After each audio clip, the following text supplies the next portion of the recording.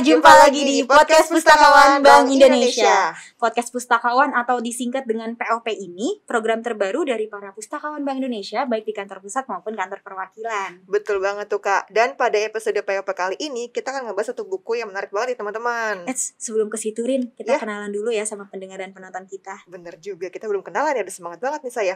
Perkenalkan, nama saya Rina Terutami dan rekan saya Bilkis Aulia. Seperti yang sudah dibilang Rina sebelumnya tadi, di sini kami berdua akan menemani kalian dalam beberapa menit ke depan untuk membahas bareng buku yang berjudul apa nih Rin judulnya? Penasaran kan judulnya apa?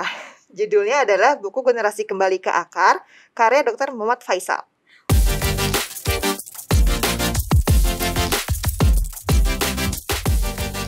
Widih, dari judulnya aja tuh kayaknya udah menarik banget gak sih Rin? Generasi kembali ke akar. Kebayang gak sih teman-teman? Maksudnya kembali ke akar tuh kayak gimana? Betul, daripada makin penasaran nih Kak Bilkis, mending kita langsung cus aja nih bahas bareng-bareng bukunya. Oke, yang pertama kita bahas penulisnya dulu aja kali ya Rin. Kita kasih tahu nih sosok di balik buku yang kece ini. Boleh. Jadi buku ini tuh ditulis oleh Dr. Muhammad Faisal, seorang youth researcher yang sering mengkaji isu terkait dengan anak muda. Beliau ini adalah pendiri Youth Laboratory Indonesia, sebuah biro riset pertama di Indonesia yang mendedikasikan diri pada studi perilaku dan budaya anak muda di Indonesia. Keren banget. Selain itu juga penulis buku ini merupakan Head of Asia di Youth Research Partners, sebuah jaringan peneliti kepemudaan global yang terdiri dari 20 anggota dari berbagai negara. Jadi memang Dr. Muhammad Faisal ini tuh punya concern banget ya dengan kehidupan anak muda, khususnya anak muda di Indonesia. Nah, itu tadi kan sekilas profil singkat tentang penulisnya ya. Betul. Sekarang kita lanjut bahas apa lagi nih, Rin? Oke, lanjut. Selanjutnya, buku Generasi Kembali ke Akar ini itu terdiri dari kurang lebih 266 halaman dengan ragam ilustrasi yang menarik penuh warna. Selain itu, bahasa yang digunakan Dr. Muhammad Faisal ini itu mudah dimengerti untuk diikuti. Gak bikin bosan pembaca deh, karena tulisannya itu menarik. Dan kalau semakin baca itu semakin penasaran gitu, ada fakta menarik apalagi sih di bab selanjutnya setelah ini gitu. Wah, seru banget kayaknya nyari buku ini. Lalu untuk tema dari buku ini itu tentang generasi muda dengan metode penelitian yang melibatkan interaksi langsung dengan mode demografi. Lalu dari penelitian tersebut banyak cerita yang pada akhirnya dikumpulkan penulis dan terbitlah akhirnya buku ini. Tapi sebelumnya Dr. Faisal itu pernah menerbitkan buku sejenis yang berjudul Generasi Pi. Konsep ini juga akan dibahas pada buku Generasi Kembali ke Akar ini. Wah, dan lewat buku Generasi Kembali ke Akar ini teman-teman, para pembaca diajak untuk menelusuri nih sejarah generasi bangsa Indonesia. Tuh, bukan main loh. Sudah melakukan riset selama lebih dari 10 tahun, bertemu komunitas, tokoh-tokoh muda yang berada di luar radar media, aktivis skena, budayawan, dan para seniman untuk meneliti tentang dunia anak muda beserta isu-isu terkininya. Dan hasil risetnya itu ya salah satunya tertuang dalam buku ini. Wow, 10 tahun tuh ya, kebayang gak sih kalau kata anak sekarang tuh ya Kak, berarti itu ini buku isinya daging banget, ya gak sih? Iya betul, daging banget tuh maksudnya very insightful, penuh inspirasi, banyak pengetahuan baru dan bikin termotivasi nih bagi kita sebagai generasi milenial. Nah itu dia, bikin termotivasi bener banget karena narasi-narasi yang ditulis Dr. Muhammad Faisal pada buku ini itu lebih banyak membahas mengenai optimisme bahwa generasi muda itu bisa loh membawa perubahan yang lebih berarti, terlebih nanti ketika bonus demografi. Betul banget tuh Rin. Kalau mungkin di luaran sana itu ada beberapa pihak ya yang bilang bahwa masa depan anak-anak muda di Indonesia itu kurang bagus, suram, pokoknya yang jelek-jelek lah. Tapi setelah baca buku Generasi Kembali ke Akar ini, kayaknya bisa langsung berubah pikiran kita ya. Kayaknya ya, bisa jadi. Karena data-data beserta keterkaitan teori yang disajikan pada buku Generasi Kembali ke Akar ini menurutku make sense sih. Karena setelah baca buku ini, aku tuh juga ngerasa kagum gitu. Kagum dalam artian kayaknya generasi muda Indonesia tuh bisa loh ngebawa, punya potensi besar loh buat majuin Indonesia. Terlepas dari ada banyak yang bilang suram, kurang bagus dan sebagainya seperti itu. Iya Rin, apalagi tuh di dalam buku ini Dr. Muhammad Faisal itu memperkuat tulisannya dengan berbagai macam referensi yang cukup banyak. Kita jadi tahu nih, dasar dari setiap narasi yang penulis buat itu sebenarnya tujuannya apa sih? Nah iya, itu juga bagus banget Kak. Lalu ngomong-ngomong soal generasi nih, rasanya kita juga harus tahu nih ya Rin, generasi di Indonesia itu generasi apa aja sih menurut buku ini?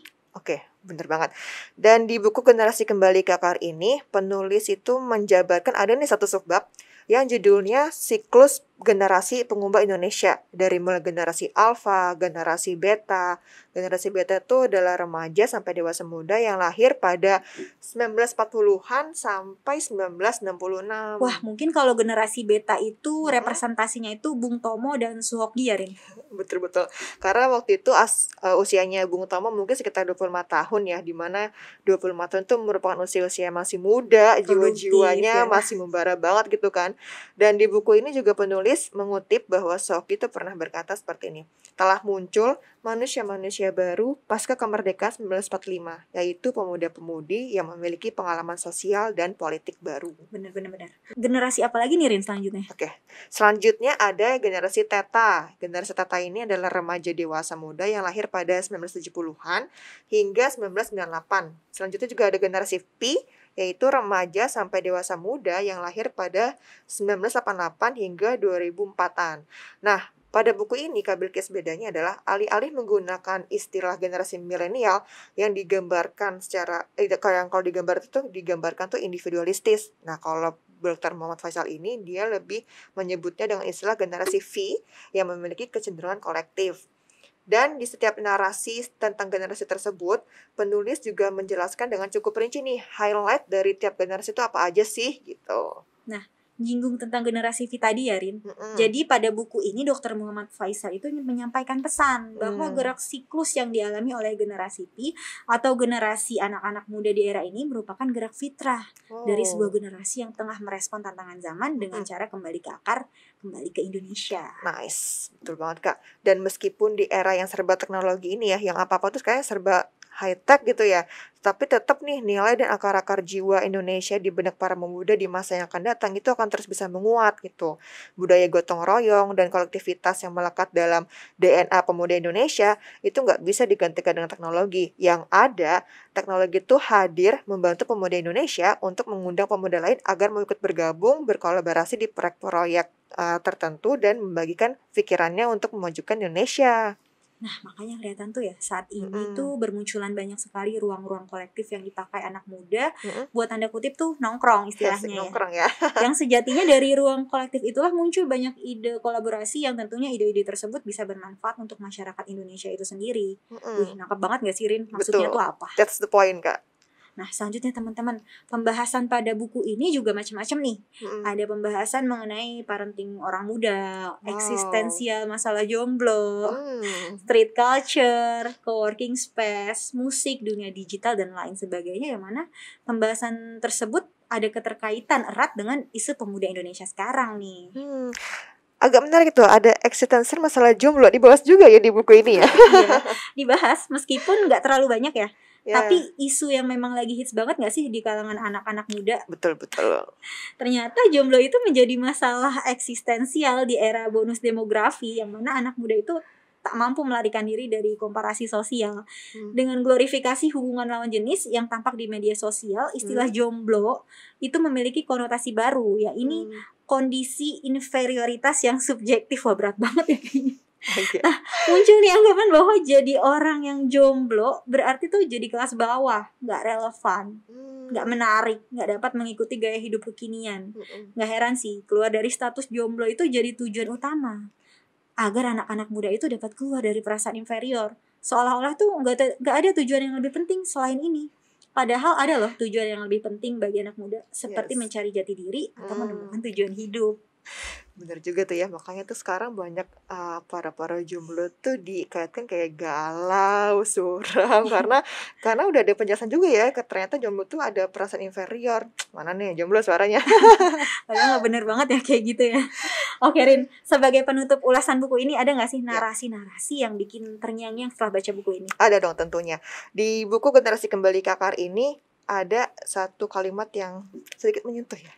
Apa tuh? Kalimatnya, belajarlah dari alam. Maksudnya adalah ketika sebuah benih ditanamkan di tanah, benih itu akan memanjangkan akarnya ke bawah sebelum menjulang secara vertikal ke atas. Maksudnya adalah sebelum anak muda menghasilkan sebuah karya, masuk ke ruang publik, masuk ke masyarakat, berkreasi dan menjadi pemimpin, generasi muda itu tuh harus punya akar yang kuat mengenai nasionalisme Indonesia gitu. Agar dengan harapan generasi yang generasi pemuda ini tuh bisa benar-benar membuat bangga Indonesia gitu. Wah, super banget ya bukunya ini. Oh ya, sekalian nih Rin. Mumpung bahasan buku kita ini tentang pemuda, saya juga mau kasih pesan-pesan mutiara dari Insinyur Soekarno yang mungkin Rina sama teman-teman ini udah gak asing banget ya dengerin. Tapi harus diulang-ulang. Apa tuh Kak Bilkis pesan mutiaranya? Beri aku 1000 orang tua, niscaya akan kucabut Semeru dari akarnya. Dan beri aku 10 pemuda, niscaya akan kuguncangkan dunia. Amazing, super sekali pesan mutiaranya ya. Oke, itu dia teman-teman. Bincang-bincang kita tentang buku Generasi Kembali ke Akar. Menarik sekali tentunya, bukan? Nah, anyway teman-teman, buku ini sudah tersedia loh di Perpustakaan Bank Indonesia. Khusus untuk internal Bank Indonesia, jika ingin meminjam buku Generasi Kembali ke Akar ini caranya mudah banget.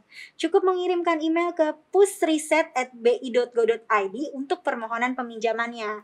Nanti bukunya akan diantarkan ke meja kalian masing-masing. Nah, kalau untuk teman-teman di luar BI gimana nih Kak Bilkis kalau mau pinjam? Oke, berhubung badai pandemi ini belum berakhir, Perpustakaan Bank Indonesia saat ini belum bisa menerima kunjungan dari pihak luar Bank Indonesia. Tapi jangan khawatir nih teman-teman, kalian bisa tetap menikmati koleksi e-book Perpustakaan Bank Indonesia melalui aplikasi IB Library. Gimana nih Rin caranya? Caranya gampang, cukup download aplikasinya yaitu IB Library yang tersedia di Android melalui Play Store maupun PC lewat link di bawah ini. Dan setelah itu kalian bisa nih baca buku pilihan kalian secara free alias gratis. Oke, terima kasih teman-teman yang sudah menyimak. Semoga bermanfaat bagi kalian yang sudah mendengarkan. Siap, Kak Bilkis, sebelum menutup podcast kali ini, kayaknya nggak afdol deh Kak kalau kita nggak ngasih pantun ya. Oke, boleh Rin, kasih pantun ya. Pak Ian pergi ke Kelapa II. Cakep, di Kelapa II ketemu Ibu Kenya. Cakep, sekian dari kami berdua. Sampai jumpa di podcast Pustakawan selanjutnya.